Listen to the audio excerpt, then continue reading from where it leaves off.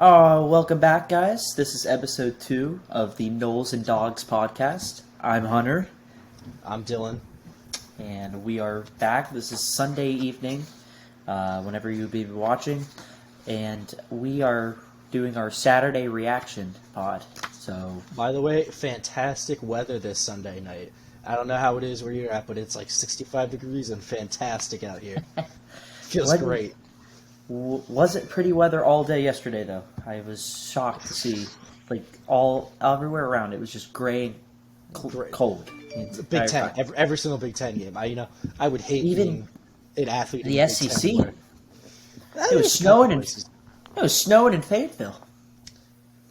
It really shows you that they don't get a lot of cold weather there by the fact that they saw the field was covered in ice and decided to pour the sprinklers on them. That was funny. You saw that? Yeah. Dumb. Goes to show they don't really know what's going on in Fayetteville. No offense to Arkansas fans. Love you guys. Well, even at the Georgia game, I think it was 40 degrees. Yeah. Game time. It was cold weather everywhere. It was 16 degrees in Syracuse. It was 16 degrees up in Syracuse, New York for the game. Luckily, you're inside. Yeah, it didn't matter because it was in the Carrier Dome, but still. Yeah, well, hope you guys had a good Saturday. I had a good Saturday. I don't know about you. Me too. Fantastic Saturday, actually. A lot of football watching. A lot of good games, too. Yes, and we will get into that shortly. Yes. But, as always, since this is the NOLES and DAWGS, we will do our teams first. So we will start, since both of our games are at the night cappers, we'll start in Starkville, Mississippi, where my Georgia Bulldogs went onto the road and took on the Mississippi State Bulldogs. Georgia won at a final score of 45-19. It was a very, an A up and down game. I would grade it probably, give us an A-, a B+. A little sloppy in the first half after the first drive. First drive, come out dominant, just give it 3 and out, roll down the field, get the tight ends going, just touchdown. And then it was almost like we were getting a little fancy. I don't know, we were just kind of getting away from the tight ends. We were trying to do these weird play calls. Couldn't get the running game going all night. That's one thing, aside from the 2 big plays from Lad McConkey, who I would say is the player of the game. He had a big night. He had the big 70-yard run, and then Kendall Milton, who had the late touchdown, which got me the cover, or the big time, the comfort cover. Had DAWGS minus 16.5. We did cover 25. But there was just, Bennett had the one turnover where he got hit in his arm, so he kind of lost it. But there was the officiating was a little I don't think it really would have made a huge difference, but but the defense played out of their minds again. Had really just the one bad.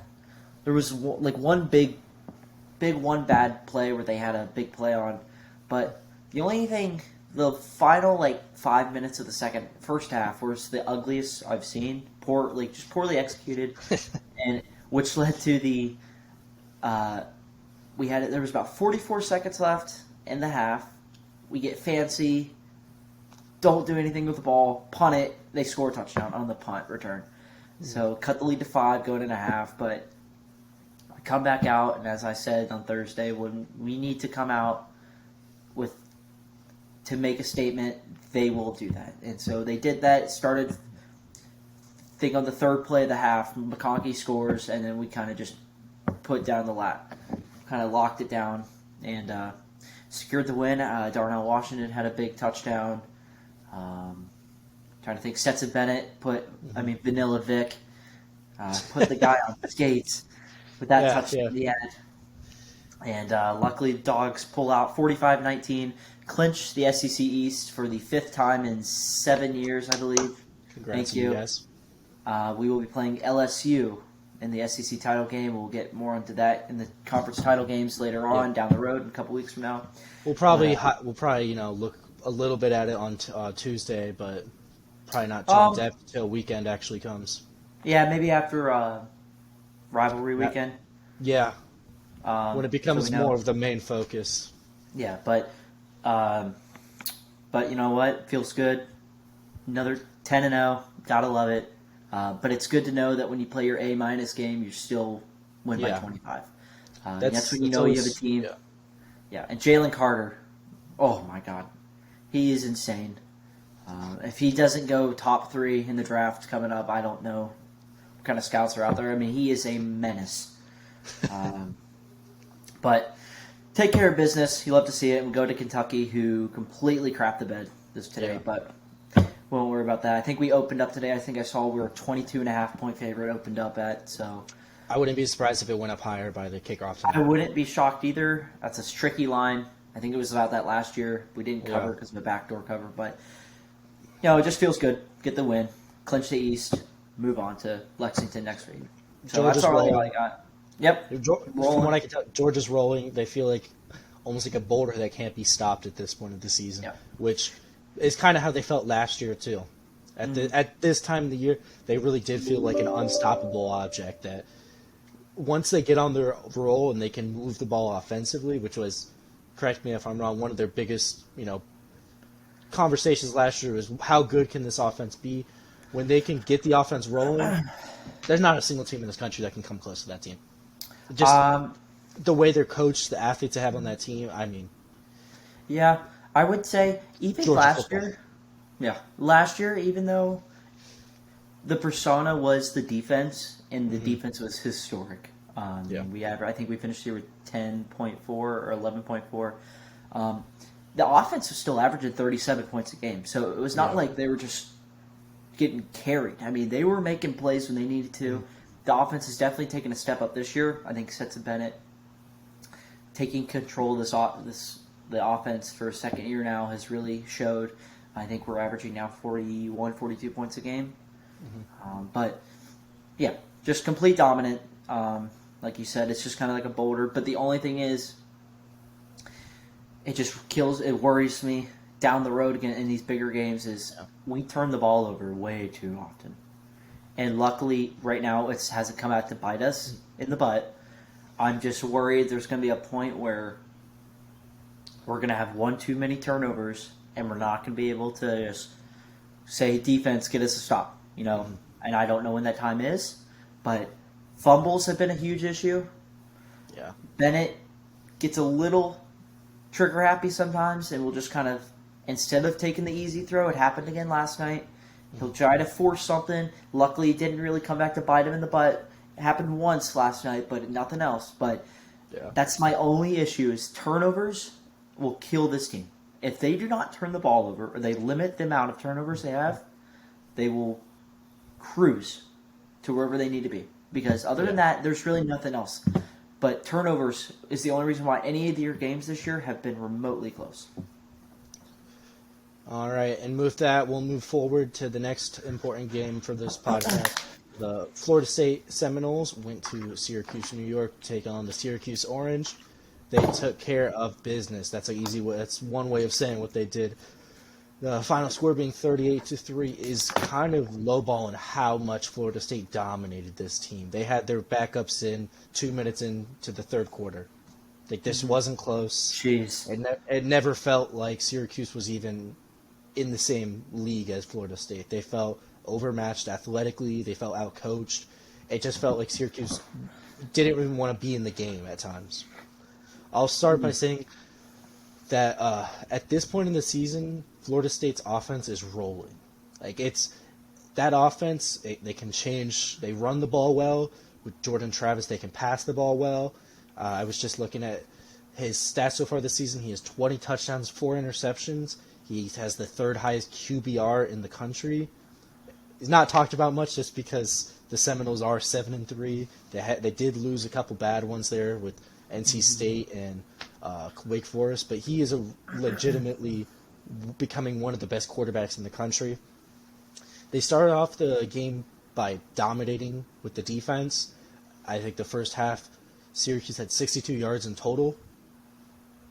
They couldn't move the ball. Their offensive line couldn't stop Florida State. They turned the ball over twice in the first half. They Schrader played this week, but he threw an interception. He didn't look he looked hurt, quite frankly. Yeah. He looked hurt the whole time. The easiest way of saying it is that Florida State is really coming into their own right now. And if they can keep this momentum going, win out this season, finish with a decent, like a Gator Bowl or something around there, right, or the Cheez-It Bowl, I 100% believe at this point, if Jordan Travis returns for next year, they will be the favorite to win the ACC. You think so? I believe that just because Clemson at times looks lost. Yeah. Florida State looks really good. Their team is still really young.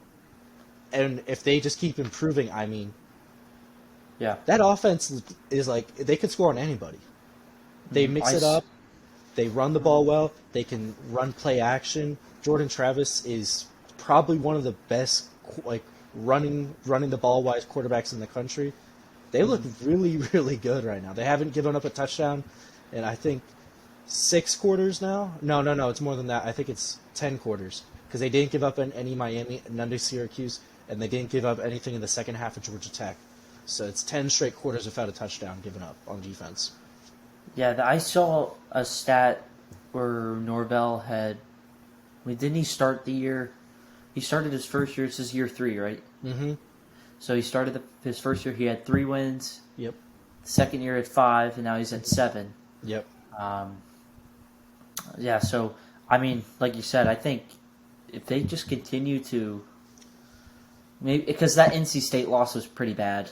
I watched that. Yeah, especially down the stretch. The play calling at the end of the game was bad in that one. Mm-hmm. So that's one you could have had back.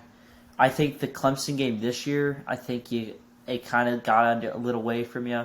Mm-hmm. It should have been, I don't know. I think you guys had some shots there to do something more. I think next year, if you can get over the hump of either Clemson, there's a couple games that I think the Clemson game, the Wake game, just the big 3, the NC State, Wake. If you can get like 2 or 3 of those, I think you guys will be right there contending for the ACC going forward. Yeah, but I was keeping an eye on it because it was happening at the same time the Georgia game was, but that I never looked down and be like, oh crap, and Syracuse is back in it. No, it was just Florida State just rolling the entire time. Yeah.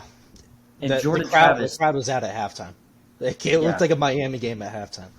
And that's been the story. I mean, you guys have been just taking care of business and not letting some of these more inferior teams just hang around in because you know what happens when those teams hang around. Something bad always happens. Exactly. So doing a good job at just taking care of business early, controlling, setting the tempo early, and just cruising. Yeah. There's not much else to say about this game other than they have 2 games left on their schedule that look really winnable. I think Louisiana at home. Take care of business. Yeah, take care of business, get out of it. And Florida at home. I do think now, after today, I think Florida is starting to get a little momentum in. Mm-hmm. I do think that might be a closer game than people might think. I don't know. How's your guys' run D? So our running defense is actually hold up, let me hold up. I believe our passing defense is better than our running defense. Because I will say, after being to some Florida games, watching them pretty often this season, I will say it runs through Richardson, but it runs through Montrez Johnson and Trevor Etienne. If they can run the ball effectively on you, and that's what they've been able to do the last 2 games now since the Georgia game, the A&M and South Carolina game, they were able to just control the line of scrimmage, and then that set up any sort of big play. But if you guys were able to stop the run or limit it, you guys should be fine. But I do think that game is going to be a closer game than maybe people thought a couple weeks back. So, it's they give up around 4 yards to carry. Okay. That's not bad. Yeah. They've only given up 8 rushing touchdowns on the season. Okay. So that's not bad. It's not bad, no. It should be a good game, I will say. I think that's going to be an underrated game because that's a Friday night game, isn't it? It is a Friday night game. And because we'll probably get into it when we talk about South Carolina. Okay, call me crazy, all right? I'm just Yes. not impressed by Richardson.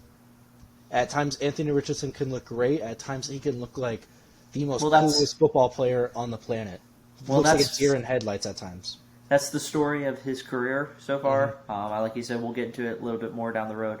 Yeah. But, I mean, that's just who he is. I mean, you're either going to get...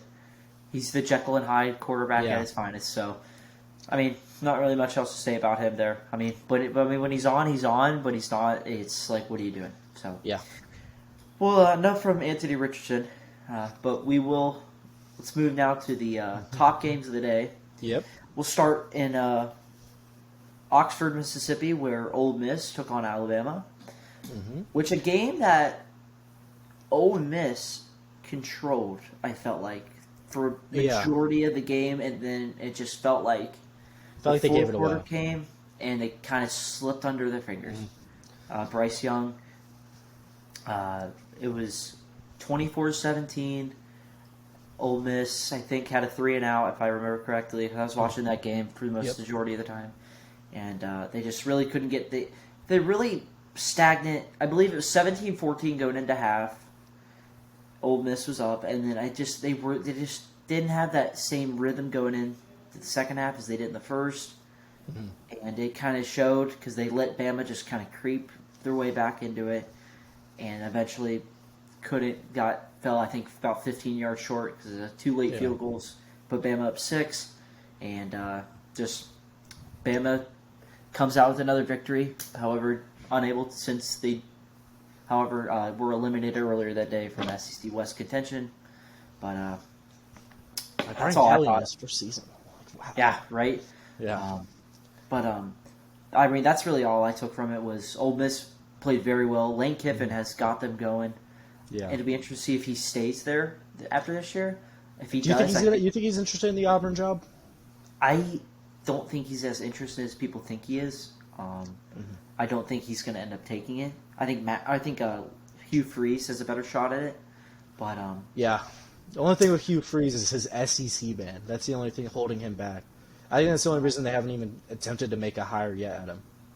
Maybe and the chance that Auburn really does decide to keep Cadillac Williams after the game we'll talk about tonight too. Yeah, I don't think Hugh will. I don't think they'll rehire him, but that's a cool story right there. But yeah, I mean that's all I have from this game. I think it was just Ole Miss just unable to finish the job. So your thoughts? My only real thoughts I had for the game, I watched the game. I was at a Chili's actually watching the game. I had a great meal there. But so Ole Miss they ran the ball all over Alabama today or yesterday. I'm sorry.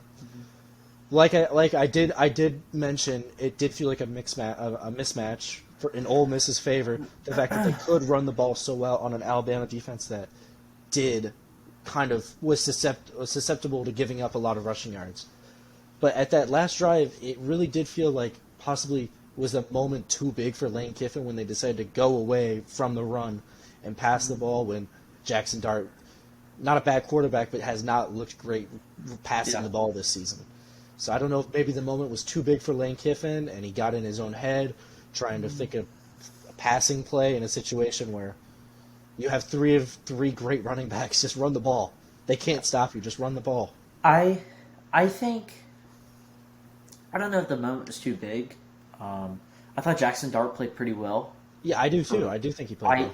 I remember how we talked about last episode how if Ole Miss has success, the keys to their success would be if they can establish the run game. They were able to do that for about the entirety of the game. But I think just a couple, honestly, I think it kind of goes back to the maybe early third, early first half.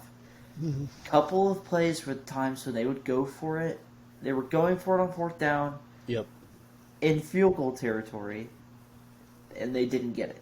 And that's like you're leaving points out on the field. And that ended up coming back to bite them.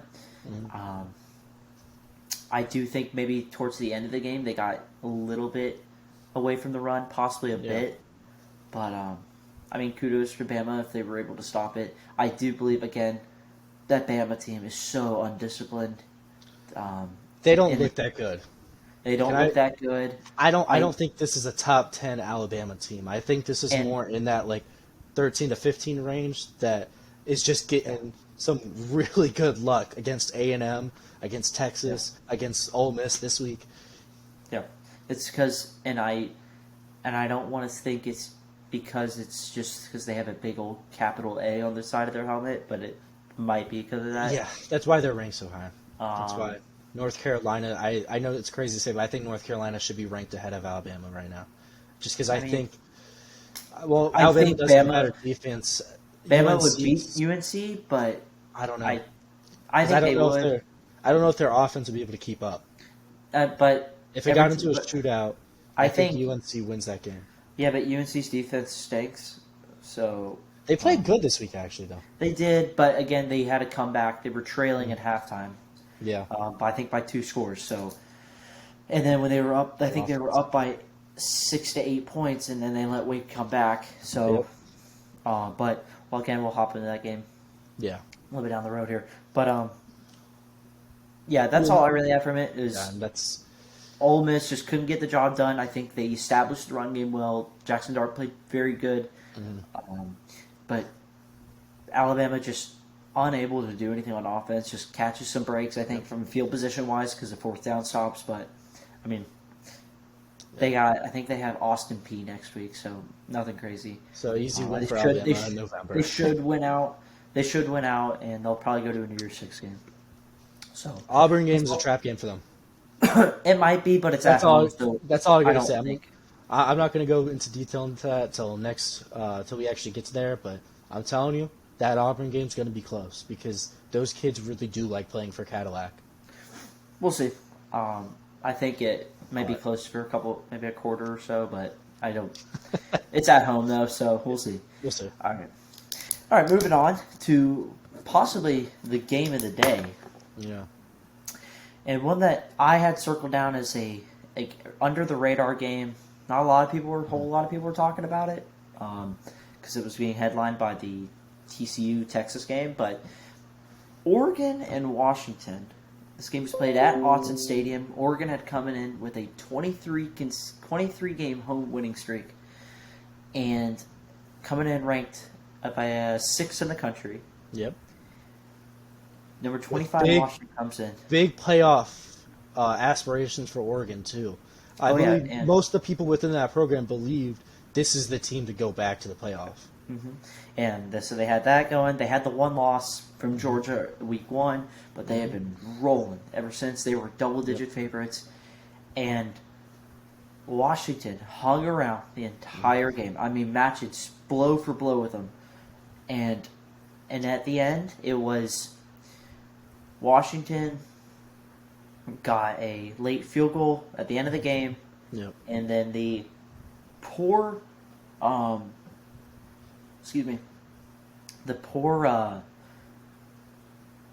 poor executing at the end of the game.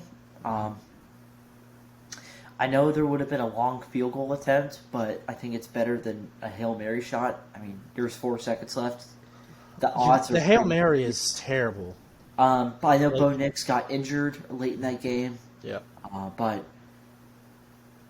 I think that showed because there was the one sack on that drive. That was only the 2nd sack of the entire year for Oregon, which is insane in itself. But you could see they showed like a back shot side of it. He had that entire right side open.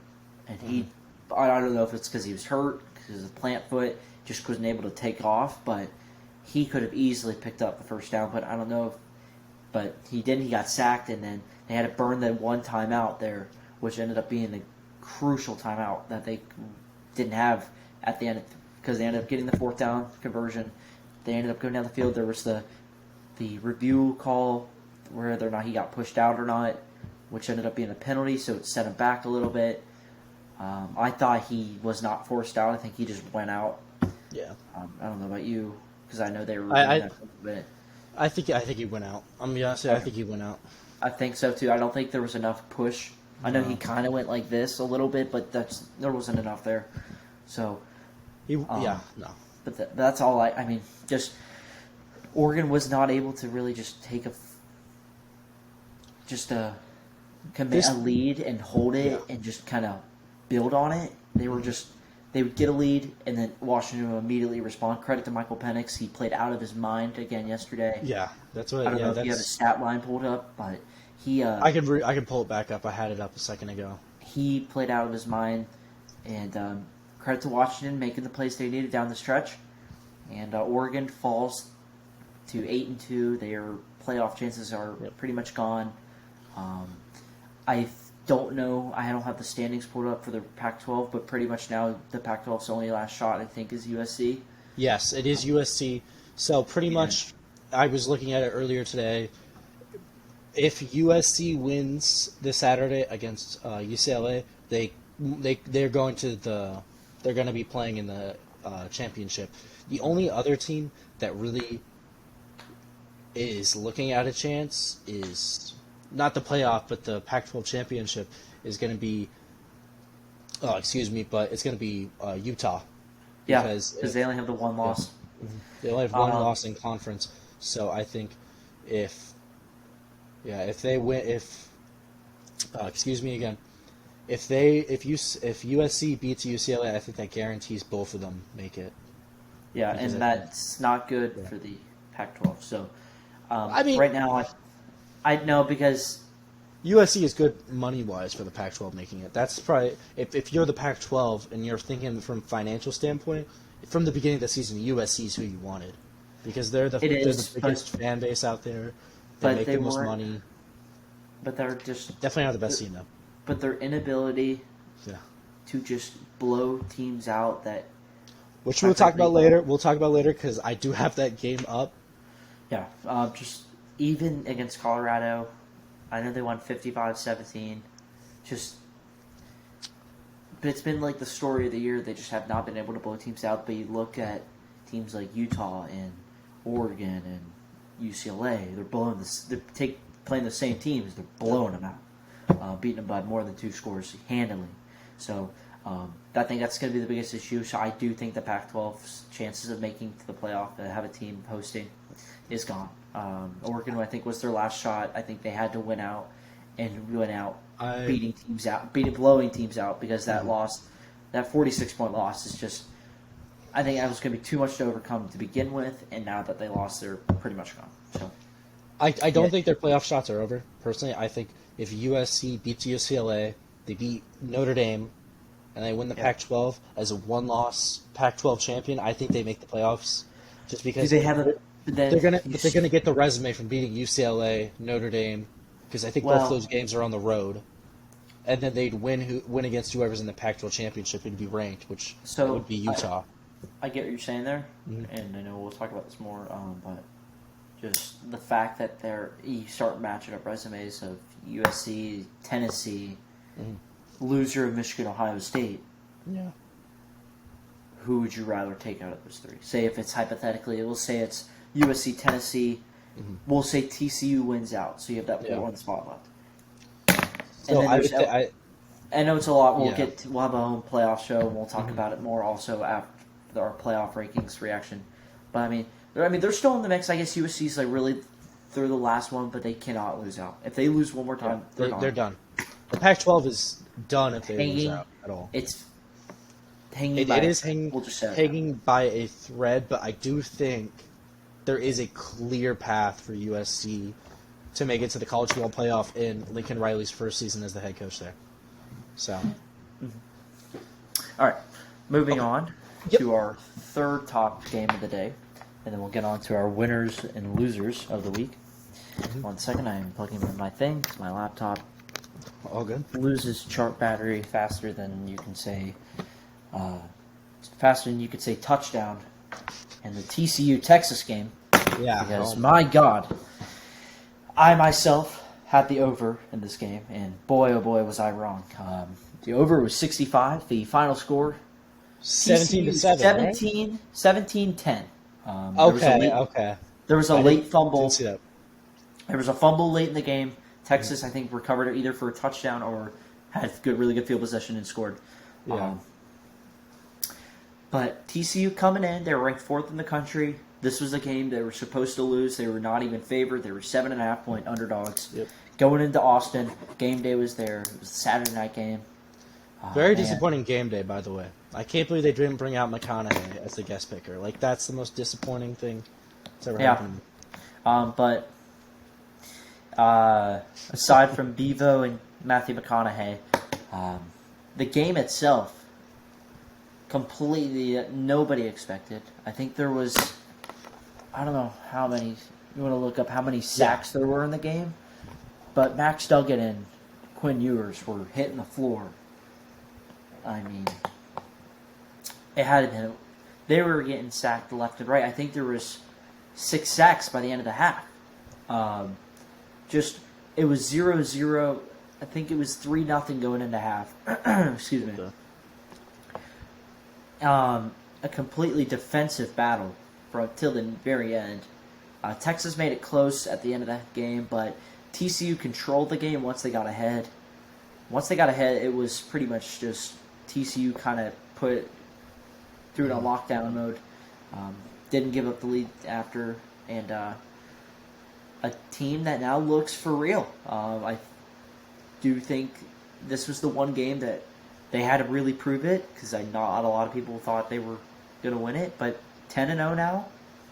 The Horned Frogs are looking in a good spot. They do have another big test coming up this Saturday. It's a noon kickoff. I think they're at Baylor. Yeah, in Waco. But I think if they can get through that, I mean, they clinched the Big 12 title spot too this weekend. Mm-hmm. They are just continuing to roll, and they have a playoff. The playoffs are well within reach, but they just gotta continue to roll. I'll let you go ahead.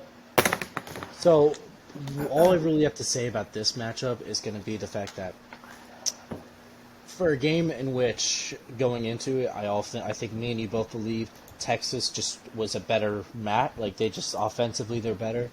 They really did not look that way at all. No, for most of this game, Quinn Ewers looked lost. He looked average. He did. For a lot of he looked like an average. We expect Superman when we get this guy out there, because a lot of times he's really lived up to the hype of being. That's what people build him up. But I also do think possibly it's also because of how well he played in that first quarter against Bama. Yep. But I mean, other than that, I mean, I haven't really seen a whole lot from him. He struggled at Iowa State. He struggled at Oklahoma State. Yep. He struggled again last night. I mean, I know he's a freshman. He looked awesome against Oklahoma, but Oklahoma just lost to West Virginia. So I know he's a freshman. I know he's continued to get better, but I think we need to bring it down a little bit on the hype train that Quinn Ewers is figure on. I think the biggest surprise to me is going to be how many rushing yards did Bijan Robinson have in this game? Yeah, he had 29 rushing yards.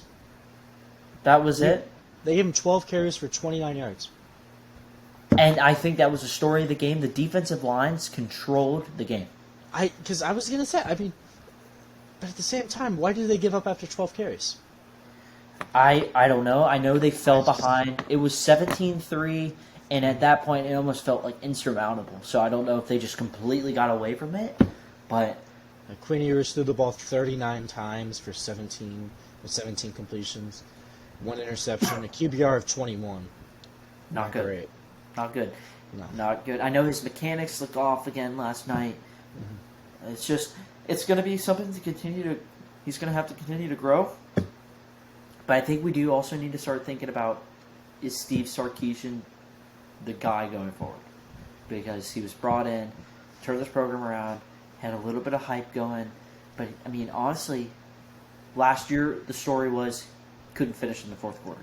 And now this year it was that a little bit, and now he's just not able to win the big game. This is twice now game day's been at Texas. Yep.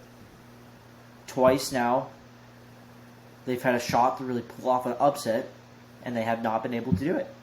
And it's not like they're getting blown out either. I mean, these are ball games. But they've not been able to pull the right strings when the time's needed, and that's what it is. And then losing a couple games, and they shouldn't be losing. But I think I don't know how much longer he is Texas. I think it's still a little early for me to be saying that, but I think it'd be time to start not giving the him clock as much has started leeway. ticking. A little bit. I would say the I seat, think if the seat is no longer cold. The seat does have a little. They've turned on the stove. That's all I'm going to say. It's not hot yet, but the stove has been turned on. I think one second, I'm looking up the record. What are they right now? They're 5th in the Big 12 right now. Excuse me. But I'm just going to say is if they finish, because I'm going to tell you right now, Texas does not, the alumni and the boosters, they will not stand for an Alamo Bowl. Yeah. No. So what that booster group and that fan base is way too proud about this school for where it's at right now. You know what I mean? It's they got the same problem that really I think Texas A&M has had too for a long time, where they think they're something they're not, and they spend way too much money way too quickly. I think you gotta give Sark 4 years. Yeah. 3 So he's years on year at a 2 minimum. now. So he's 6-4. They're 6-4 right now, but they're 5th in the Big 12. Yep. So they're not going to be going to the Big 12 title game this year. No. They have Kansas and Baylor coming up to finish the year. And I think they do win both those games. I personally think they win those games. The good news is although I do believe they're both on the road. So I think playing Kansas on the road is better for Texas than at home. Yeah, don't tell me about it. They can't get them at home. But their games they should win. I mean, the season's still ahead to finish 9-4. You could win the bowl game, go 9-4. But I do think it's time. In the offseason, they're gonna have to sit down and be like, "Hey, you got to win one of these big games." We know we're paying you a little bit of money. I don't know what his contract is, but at a certain point, you got to be like, "Hey." But enough talking about Texas. TCU has everything ahead of them, and I know I talked about it a little bit ago, but Sonny Dykes, man, what a job he's done. What a good hire! What a good hire by TCU. Because that's a hard thing for that program to do. They had to tell Gary Patterson, who has a statue at that stadium, and hey, it's not like we don't want you here anymore. And they're not. It's not like they're They're not a shiny new toy program. No, either. and it's in Fort Worth, Texas. They're not a program with a history like Texas. Mm-hmm. You know what I mean? They aren't Texas. In fact, they're not even Texas A&M, and that's they're TCU. They're probably the 5th or 6th biggest school in that state in terms of fan base, history, even. So for them to be able to tell their best coach, "Hey, we're ready to move on because we know who we want. We know that this guy who we've decided is the guy who can lead us to the promised land," and not only that, but they are right about it. That's incredible to me. What a good job by TCU. Yeah. So I want to see if they can bounce back after this big win and take it on the road again. But an early big noon kickoff will be there. So I think it's the Fox big game. Nobody cares about big noon kickoff. No, because they all stink. But I want to see if they can continue this momentum carrying into Waco. Oh yeah, they do put that game's always weird. It's always close. So I want to see if they can. But again, it's not a good environment to play in. Also, that's a hostile environment. Remember what we talked about on Thursday when I said if TCU doesn't get behind, they will win this game. Yep. And what did they do? They didn't fall behind. They didn't even let Texas think about it. Yeah. They scored, took control, and didn't let Texas have a shot. Yeah. So that's all I got on this game. So we'll move forward into the winners of the day. You can go first. You have your 4 teams you believe are the biggest winners of this day. So I'll let you have the floor. Yeah, so we'll go as in depth with these, but we have our 4 winners of the day. And basically, these are the underrated, not being talked about games that teams that are won the day. So Maybe we'll not start underrated, but just who we think should get the focus on, who's not getting the headlines. a little appreciation. Yeah. Yeah. So we'll start with the team that I said was my under the radar, one of my under the radar games. UConn. Yep. What a job. Jim Mora, second year. I believe it's the second year. Don't quote me Yes. on that. It might be his first. Wait. I think it actually is his first. It's his first. It year. might be his first. So It's the school's first year as an independent football team also, so they're not bowl eligible yet. I want to clarify that real quick for you. They are not bowl eligible yet. yeah, they are. No, because they're an independent school. They technically are not bowl eligible yet. But then why is everywhere saying that they are? No, I checked. I had to check. The Bowl Alliance, the team that actually officiates it, said they're there, but they're not officially bowl eligible yet because they have to see what else happens. Years? Oh, so They have to see what else happens first. But technically, yes, they are bowl eligible, but they might not get invited to a bowl depending on what happens. But still. Right. Anywho, so aside from that, UConn beating an 8-1 Liberty team who just went to Arkansas and beat them. What a job by this Huskies team, who was irrelevant as irrelevant can get. Just not even a couple years ago. I mean, they hadn't been to a bowl. They haven't been to a bowl game since 2015. I think they had won. In a lot of ways, they games. were the laughing stock of college football there for a minute. Oh, I mean, 100%. Especially being so close to UMass too.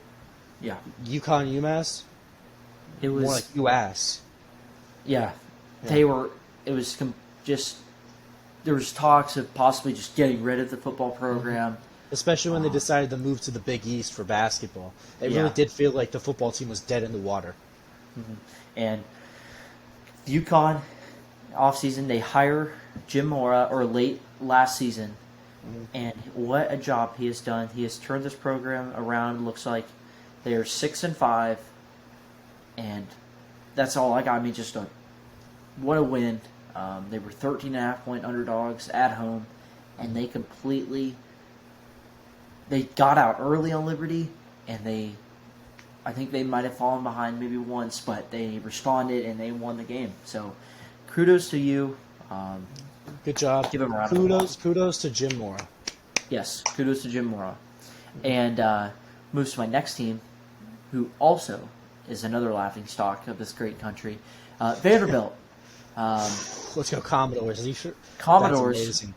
win their first SEC game on, I believe, 25 attempts. They lost their last 25 consecutive SEC games. They go to Lexington, Kentucky, where draft stock prodigy Will Levis, who's been by many some being a top 10 projected pick, I've heard people say, like Mel Kiper saying he's a top 5 projected pick. which is insanity by itself. Vanderbilt goes on the road and beats number 23 or 24 Kentucky. 24. What a win for Vanderbilt. I know their quarterback hadn't been too bad this year, but just they have been competing in games, but were never able to just get over the hump. But what a job. And I think it's time we maybe sit down and talk about Will Levis, who who just broke over 200 yards, combining last week and this week's performance. Not good, especially when you're a 2-touchdown favorite against Vanderbilt at home. So, and now they got Georgia coming in. Not a good. They're stacking losses right now. This is I think it's bad. time to maybe. I don't want to think it's time yet to start looking at Mark Stoops, but No. He won't ever get fired there. He won't get fired. He's the winningest coach there, but I think he needs to really look at his surrounding, like the other coaches surrounding his team, and be like, why aren't we taking that next step? We're seeing Tennessee do it this year. Georgia's been doing it. South Carolina, and are. Shane Beamer has them Well, going in the right direction. I have them on my losers of the day, so we'll talk about that later. But regardless, I do think South Carolina is moving in the right direction. They got their guy. Kentucky, what's holding us back? I know Will Levis isn't going to be here next year. Yep. So after this, is it lack of production on offense? Is it just not showing up because it's Vanderbilt? I don't know what it is, but they need to figure that out fast because they got the number one team in the country coming in and they are rolling. So I expect them to fall again next week. And Me too. I think that's the overwhelming consensus is they're going to get the brakes beaten off of them. But we'll move on. Yes. So, but kudos to Vanderbilt. We'll give them another round of applause. Two laughing stocks of college football.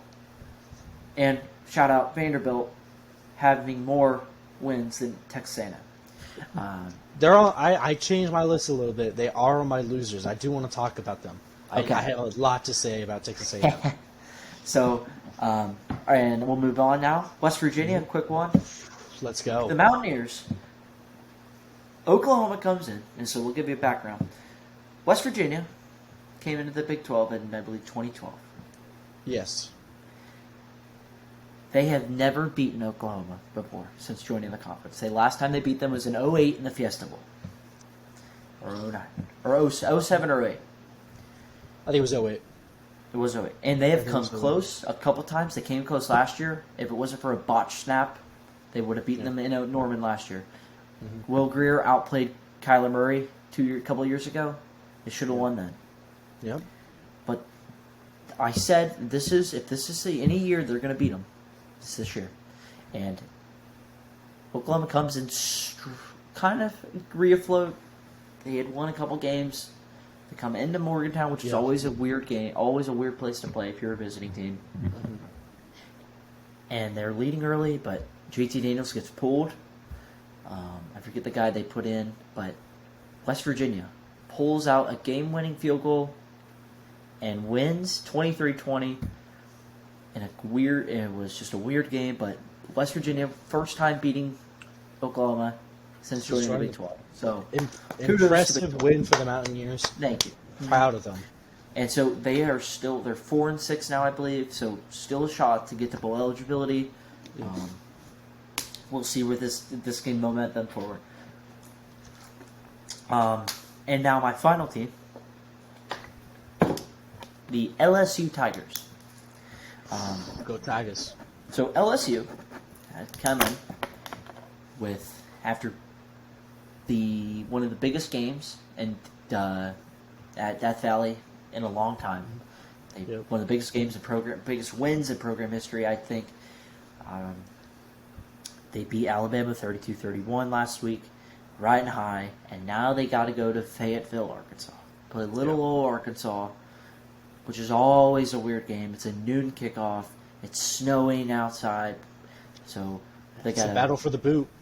Yep, it's a battle of the boot, and boy, oh boy, did it look like it was looking like they were let it down early. Yep, because that was a sloppy game early, but they pull away late. They got ahead 13-3. Arkansas ended up scoring at 13-10. LSU won the game 13-10. They clinched the SEC West. Mm-hmm. So they will play Georgia in the SEC Championship on December 3rd. But they really weren't able to get anything going on offense. Offensively, really weren't anything going. They looked sloppy. They looked really sloppy. They did look very sloppy, and I was probably going to be figured. So it kind of did come to expectance. It helped KJ Jefferson didn't play. That might have been a different game if he was playing. But I tell you what, that's not the story of the game. The story of the game is a man who's a freshman, and he's number 40, and his name's Harold Perkins. And Texas A&M legend. Texas A&M decommit, Harold Perkins, and boy, oh boy, oh boy, is he something else, and he's only a freshman, folks. Mm-hmm. This guy had 8 tackles, 2 sacks, and can fly across the field. I mean, there was one play when Hornsby got out and was looking like he was going to pull up field, and Perkins came from the other side and just cut him off. Just insane speed. All over the field, constantly. And insane. And he will be... right now, he looks as if not better than... He's as good as Will Anderson right now.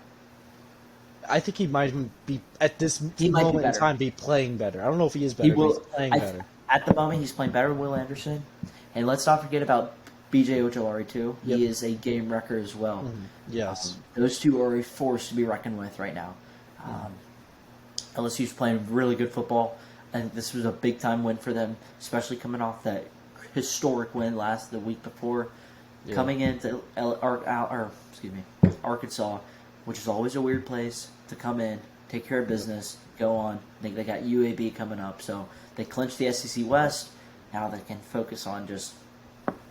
But still, remember they still have 2 losses, so they cannot afford another loss. So if it's at UAB, if it's a UAB, which I don't think, it better not be at A&M, because I tell you what, they cannot afford to drop to A&M. I don't think they will, but it's at A&M, so you never know. A couple of years ago when they went to 7 overtimes, they were favored. So it's going to be Texas A&M Super Bowl going in. It will be. They're not going to a bowl game this year. They don't really have anything to play for. So yeah, so they cannot afford to just kind of now, since they're like, oh, we clinched the SEC West, put them on cruise control. They cannot do that. They have the 2 losses. They're already fighting for the playoff lives right now. Yeah. They cannot afford a loss, let alone going into Atlanta, where you got to take on my Georgia Bulldogs. So yeah, but hey, kudos to West Virginia and LSU though, taking care of business. Those are my winners of the day. I think you got some good picks. I'm going to go straight into mine real quick. Let me just pull up the stats so I can back up everything I'm saying. Mm-hmm. All right. So I'm going to go in with USC as my first winner of the day. I think USC really decided to do something in which they were going to run up the score as much as possible against the Colorado Buffaloes. What are we doing, the backup punter? What are we doing? You saw that play where they he did a backflip. Yeah. Yep. Yeah. Okay. So I know everybody talked about the first quarter, Colorado being up 3-2 on USC. And then end of the game, it's 55-17. I believe this is USC's first time covering the spread in a Pac-12 game this year. That's embarrassing, but yeah. USC did play well today. Caleb Williams had another great game, threw for 531 yards. I mean, 3 touchdowns. I mean, should be doing it against Colorado, though. You should be, but you know what? It's really good to see. So they got them on every facet of the game. They were just better, I think. But the reason I picked them as one of my winners of the day is simply for the fact that this team is the Pac-12's lifeblood right now. Yeah. If the Pac-12 wants to go to the playoff, they need USC to win. And when USC can win games like this, blowing out an opponent, even though it's Colorado, and I understand Colorado's not good. In fact, they're really, really bad. Any blowout on a playoff caliber team's resume is going to help you, because at the end of the day, the committee's not really going to. They're really just going to look at the scores of some of these games and go, they won big, they didn't win big. They won big. They aren't really looking at the real deep into these teams. If they look at USC and go, okay, this team can score and score and score and score, and sometimes they play clutch defense, they're going to go, yeah, put them in. It's USC. Their name, they play football. So that's why I did pick USC as one of my winners of the day, is because they are at the point where you lose, drop a game, you're done. Yep. You're done. So if you can blow out the teams you need to blow out on your way to a possible Pac-12 championship or playoff bid, you're getting it done. And that's good in Lincoln Riley's first season as the head man at USC. That's all I really had to say. I don't know if you have anything to say about this game. Just 2 quick things. First thing, we're coming to the point now this season where it's not just USC, but some other teams. It's survive and advance pretty much. You're taking it week by week. They've got to blow teams out. Style points are everything for this point, especially now Oregon losing. But they've got to style points and just dominate. So, and also Travis Dye going to probably be out for the remainder of the year. I don't know what the injury is. Yes, but he is. Getting carted off. Not a good. Hope, It is. Yeah, he's done for the rest of the season. It's definitely a big loss, but we'll see if it's they a big can respond loss. to that. But with Lincoln Riley's offense, I do trust in them being able to make up for that. I know that it's his first season, but Lincoln Riley in the past has shown us that he can still keep the ball rolling. So that was my first one. Then we're going to move on to my second one that I am very excited to talk about. We're going to talk about the Kansas State Wildcats, who won 31-3 at Baylor. Huge win for the Wildcats, who still have a chance at the Big 12 championship, especially with Texas losing to them. They controlled their own destiny, and they're cruising to a date with TCU. Now, they controlled the entire game. Starter Will Howard played good. Adrian Martinez got in a little bit there. Threw the ball 25 yards. Not much time in there, but they took control when they needed to most, and the 19th ranked Wildcats are definitely going to go up in the rankings. That was at Baylor too, if I'm not mistaken. Yes, it was. By the way, I think, and this is a Kansas State team that blew an 18-point lead against TCU. And this is at TCU. Yep. They can play with this team, but so it's not, this is no cupcake team. This is a team that should have beaten TCU, but blew the lead because of 2 quarterback injuries. But yeah, I mean, they have everything to play for. We'll see if they can finish strong. And then I'm going to move on next to a team that I'm excited. They're really fun to watch. I think everybody agrees with that. The North Carolina Tar Heels, who clinched the Coastal Division. So they're set up for a date in Charlotte with the Clemson Tigers. This team is headed by Heisman hopeful Drake May, who personally I think should be the favorite at this point, just because he needs to be in New York for the finals. At this moment in time, if I were to be on the voting committee, I would be voting him as the Heisman personally. I would vote the way he's playing, at least quarterback-wise, is head and shoulders above of his competition. He just is playing them against not the best competition, which is what's holding him back right now. I would say it would be, if I was, because how many finalists go? 3 or 4? 4 go, but they vote on 10. If I was going to vote finalists, I would vote probably Stroud. It's May, probably Caleb Williams. Hooker and Blake Corum are also there. Yeah. But I think it's those 5 right now. Yeah, I agree Hooker not playing well against Georgia is going to hurt. But my question to that would just be, with C.J. Stroud throwing for 76 yards against Northwestern. But you could say that was a fluky game. I mean, there was 40-mile-an-hour winds. I know it's not very good. That was a bad week for all Heisman contenders, except for May. Yeah, he has been rolling. Now I will say, if he continues to roll, takes it to Charlotte, does the same thing to Clemson, and wins the ACC title game, he's going to have a damn good shot at winning it. I damn good shot. So, as a true freshman too. UNC is continuing. The defense still is a concern, but they continue to just bend and don't break. That's honestly what their mentality is. I think this year at this point, it's a bend not break situation, and let Drake May run the offense.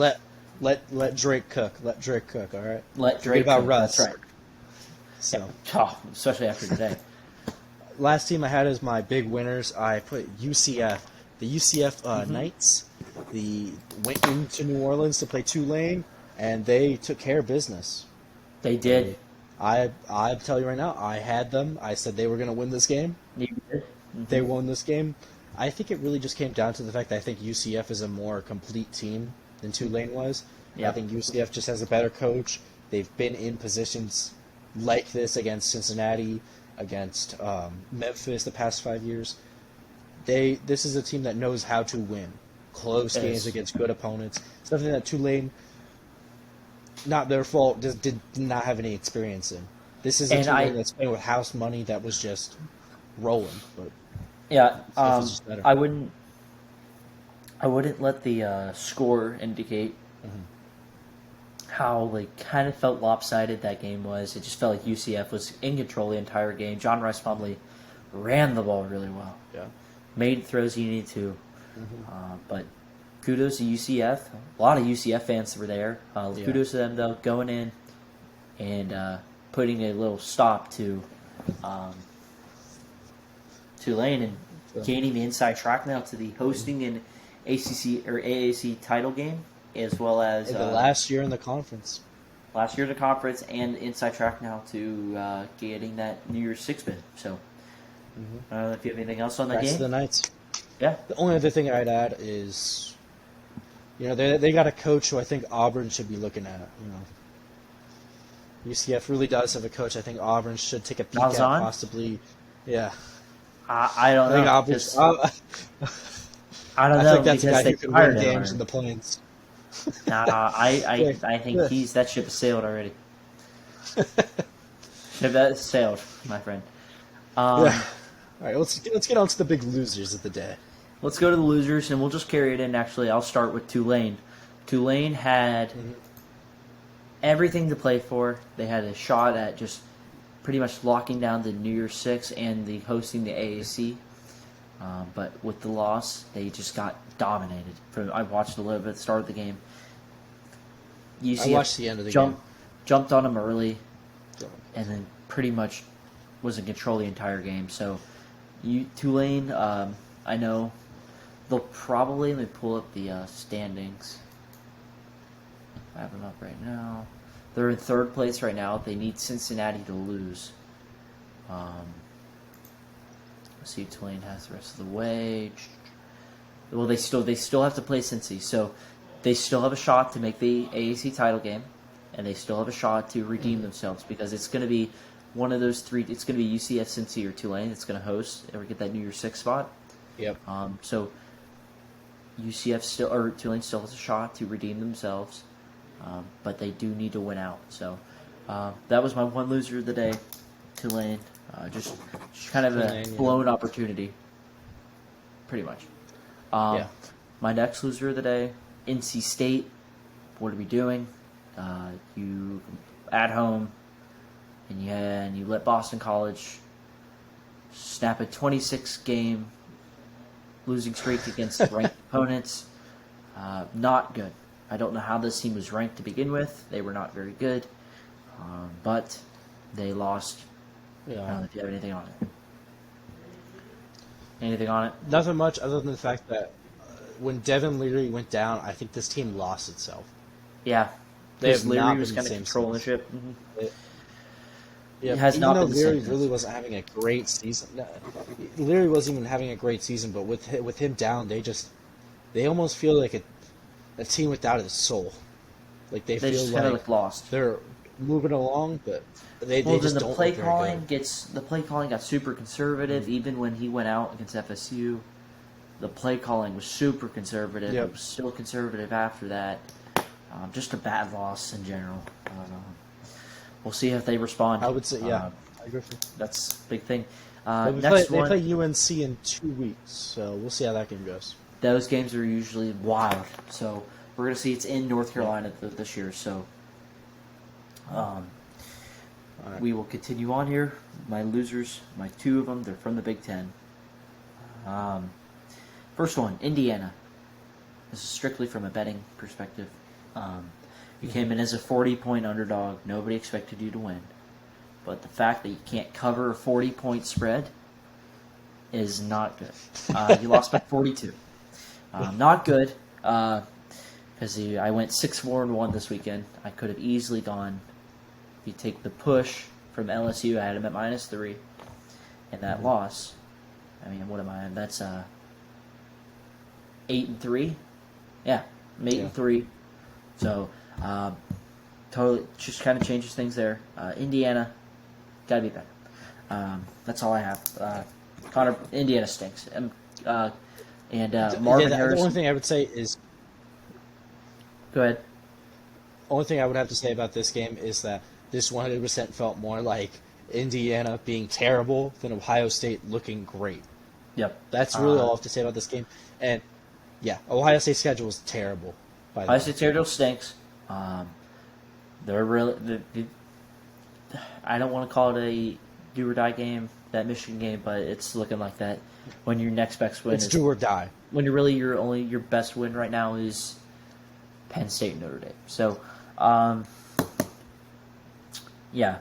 Indiana got to be better, and Marvin Harrison Jr. is really good at receiver.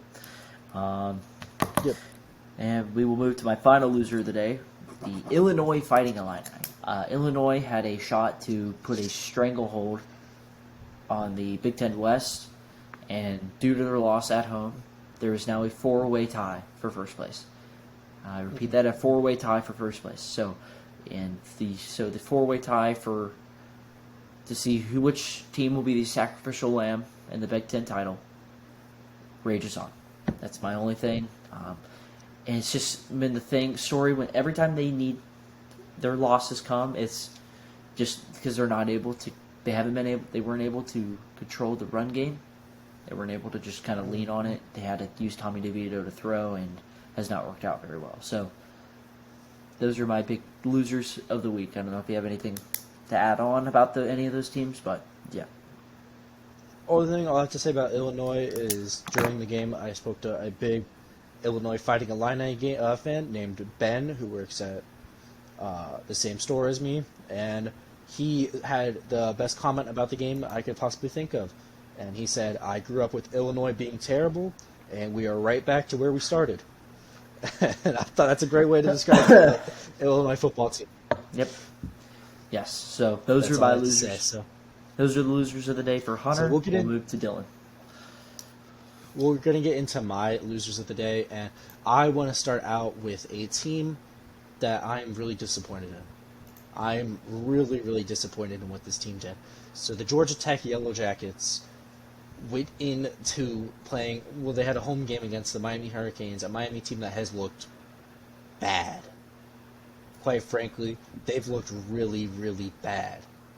Mm-hmm. Now, Miami lost 45-3 to Florida State. Their next game was going to be against Georgia Tech in Bobby Dodd. So I said on the previous show, I thought Georgia Tech was probably going to win this game. I was wrong. I was wrong. I'm going to say it right now. They lost 35-14, but that doesn't really tell the whole story because it really did feel like Miami just had their way with them. In the fourth quarter, they scored 21 points, but even then, they just felt like they were better. Mm-hmm. Like they had their third-string quarterback playing to start, and Georgia Tech couldn't stop him. And Georgia Tech's had a decent defense this year. They just, I don't know. Georgia Tech's 4-6 now. I thought there was a chance they could have been bowl eligible this year, but looking at it now, it's dead. The dream is dead. Yeah, because the Yellow Jacket dream is dead. They still have to play Georgia, and that's not going to end well. So I will say for Miami, quick note: Miami is terrible as a season it's been. Yep. As far as with expectations go, still a chance to finish the year strong, make a bowl game, and then win the bowl game. And then I think they do have a nice recruiting class coming in. Although I think they just lost a key guy back to Florida. They've lost a couple guys now, but I wouldn't be too worried because those pockets are big. Yeah, so I think Cristobal has a nice recruiting class coming in. So if they can finish the year strong, build a little momentum going into next year, I think the Hurricanes will be all right. They're not back yet, but I think they'll build a little momentum going into next year. I would say they could start off the end of the year strong, but they play they play Clemson next week in Death Valley. So, again, still a shot since they're 5-5. Still a shot to again make the bowl game. Then they play Pittsburgh. Finish year strong. I think they could beat Pitt. I think they could beat Pitt, but let's be honest here. This has been a team of disappointment. So, with the expectations, of course, yeah. Yeah, so I would not check that off as a guarantee. No, I think that's. But that's not a situation you ever want. You don't want to end a year with the first-year head coach going into the last game of the season, hoping for bowl eligibility. But we'll move on from Miami because I did not have them. I don't think either of us had them on their list. Mm-hmm. So I'll move on. to the team I have been so excited to talk about. Uh-oh. I'm going to talk about the Texas A&M Aggies. All right. Nice. Now, we are in year 5 of Jimbo Fisher. He has gotten a $95 million contract extension last year because the athletic department was afraid he might take the LSU job. Mm-hmm. Now, that was probably going to go down as the worst financial move in United States history because Nice. they have a worse in-conference record than Vanderbilt right now. Yeah, not good. Not good. They have Yeah. less losses than Vanderbilt. Vanderbilt, as crazy as it sounds, could win out and go to bowl eligibility. Yep. It's not going to happen They've unless they beat Tennessee. figure out a way to injure every Tennessee player. But you never Not know. impossible, I mean, because hell, Tennessee has struggled against Vanderbilt this decade. if UConn can get to bowl eligibility, anything's possible. So Yep. Wouldn't count them out. But Texas A&M just flat out disappointed. They've just had their 7th loss of the year to an Auburn team that, quite frankly, was really bad for the entire time Brian Harsin was the head coach. But hey, I will say, what an atmosphere it was in Jordan. Oh, this yeah. weekend. Cadillac That felt Williams has provided some juice. I know the season's lost, but man, oh man, they It was sold. The crowd was face- into it the entire game. I had a buddy that was there because his dad's one of the coaches. man. But I had Auburn -1.5, so cha-ching there. But Yeah. But man, oh man, that was an all-around effort. They did what they needed to do, but A&M, and I said it a couple of days ago, he has got to look himself in the mirror if he wants to actually succeed and give the play calling to somebody else because he cannot do it. His style is old and outdated. He needs to limit the amount of stuff he has in his hands during the game, and he needs to find a quarterback that can run this offense efficiently and effectively. Because obviously you've been through about 4 quarterbacks this year, and you still can't figure out which one we're going to go with. So, No, I and the do defense, think this is. And I just Yeah. want to one more thought. No, you're I good. think this is a defense that's almost fed up with this team. Or they're like, dude, we're doing all we can. Why can't we get any help on offense? We're playing a team that doesn't have. Robbie Ashford ain't gonna put up jaw-dropping numbers on you. I mean, why can't we get the ball? Why can't we just put any points on the board? I mean, our only touchdown shouldn't come with less than 8 minutes to go in the 4th quarter. So that's all I got to say about A&M. They got to figure something out, and I don't know if it's got to take them in. Finish this year kind of strong. Maybe they can pull a little spoiler and beat LSU, but they need to figure something out in the offseason. And I'm gonna be straight with you. I'm gonna be straight with you on this. I think the team has quit. That's what I mean. I think this defense, the defense has had enough. The offense just looks lost. It's a whole mess. I think The punter this should get reminds punted for MVP. I think this reminds me a lot of the Dan Mullen situation last year at Florida, where It was after the offense- LSU game, yeah, or after the Georgia game, something like that. where the team just looks at their head coach and they go, "You are not putting us in a situation to win football games. No, Our talent level is better than what you're coaching it to." yeah, And with Jimbo Fisher, the thing is, I don't think it's just one of those things where, he just needs somebody else to call the plays for him. I think it's from a systematic level. He cannot coach quarterbacks well. no. From the fact that he like over analyzes things, he doesn't put them in positions to win. He makes their reads really difficult on them for no reason. Yeah, I don't want to go too in depth to it until we get to that point where changes are made, but man, it's a bad situation in College Station. That's a bad situation to be in. it's not a good look, and they need to figure it out fast. So we'll mark that one down, and you want to move on to your next loser. All right, so the next loser I have is the Virginia Commodores.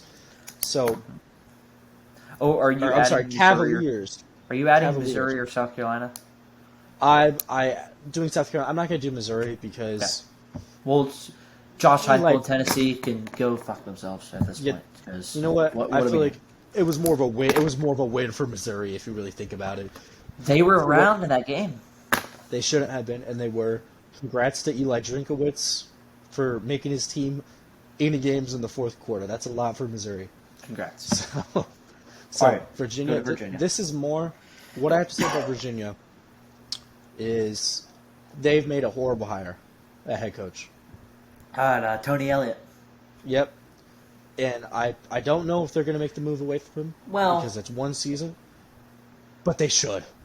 It might be the They quarterback. too. really should. No, Well- I don't think it's just the quarterback.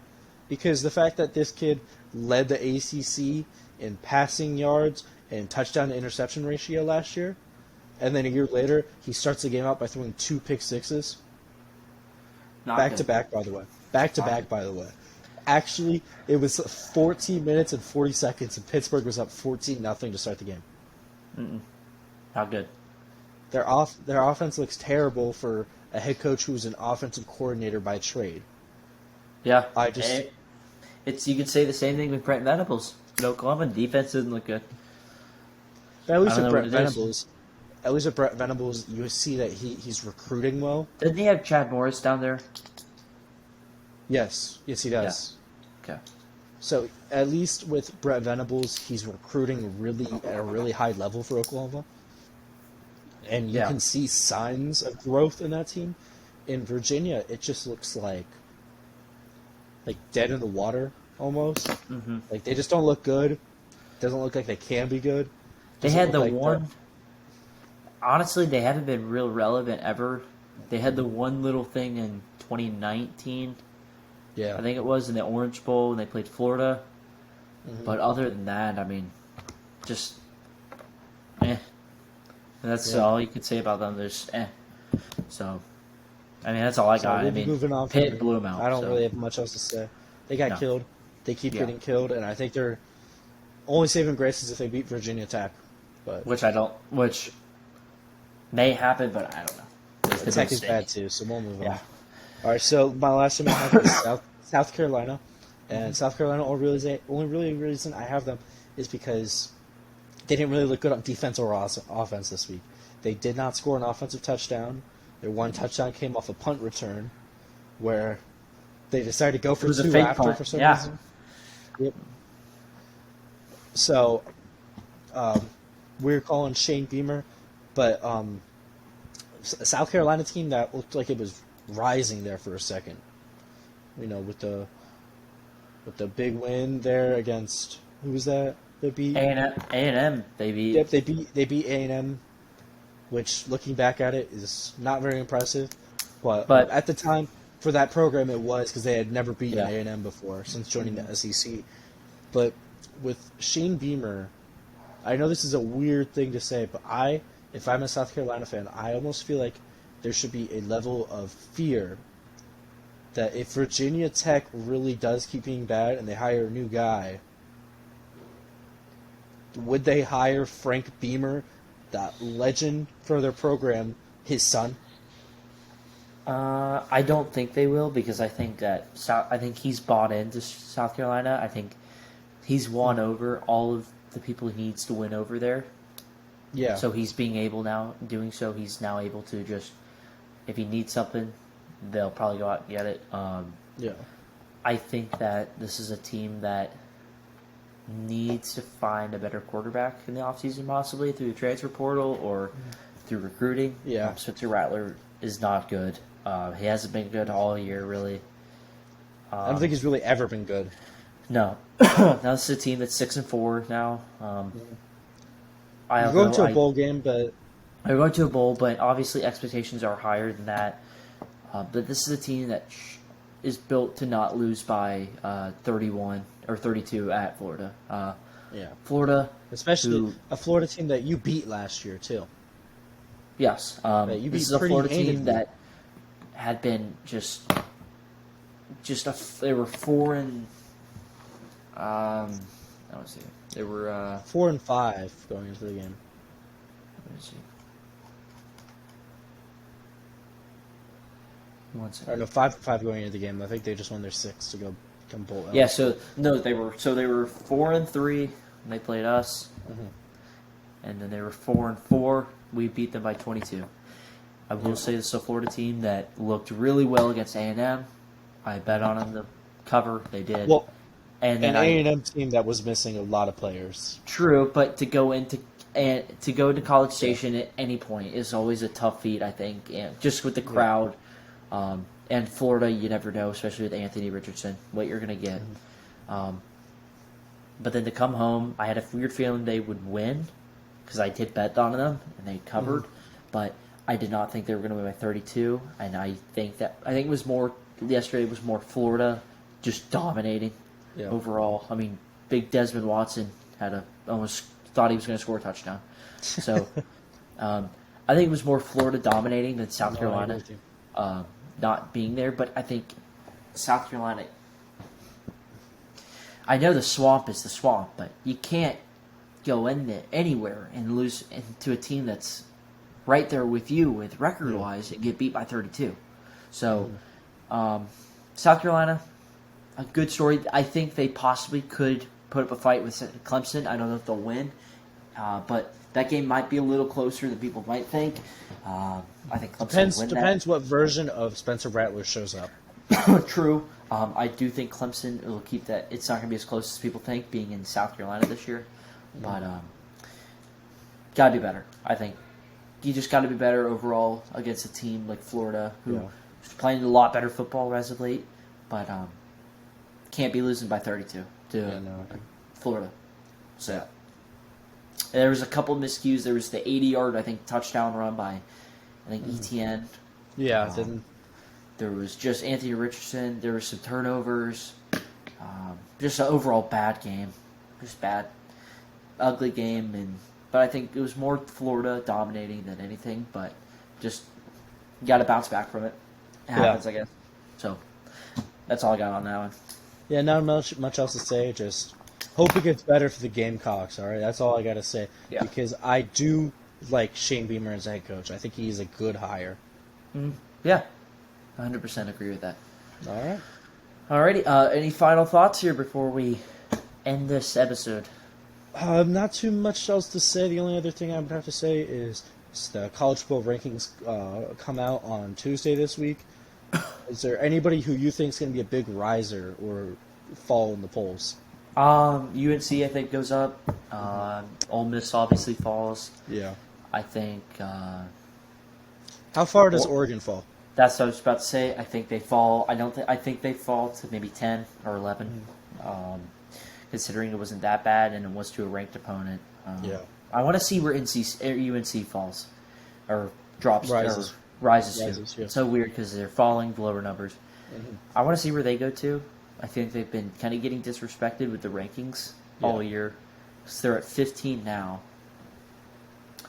I want to see where they fall because I want to see if they're top 10 bound or on the outside, how much work they got to do. So that's all I got. I will say, make sure to go and. Do you have anything else to say? Not much else, but I hope everybody watching this can like the podcast, subscribe to our YouTube channel, follow us on Spotify.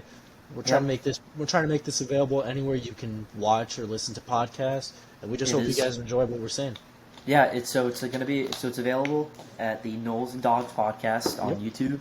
We have trying to grow the channel, trying to get content out there. You can find us on Spotify, same thing, NOLES and DAWGS podcast. Amazon Music.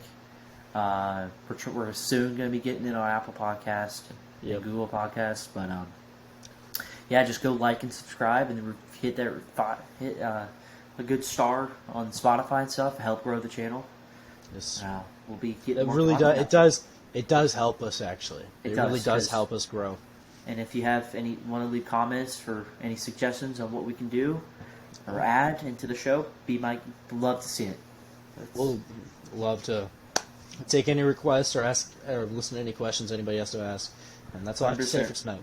Maybe do like a fan if there's any like questionnaire or something like that one of these days. But we'll take care of it. We'll be coming out right with an episode right after the rankings come out, or I think Tuesday night we said.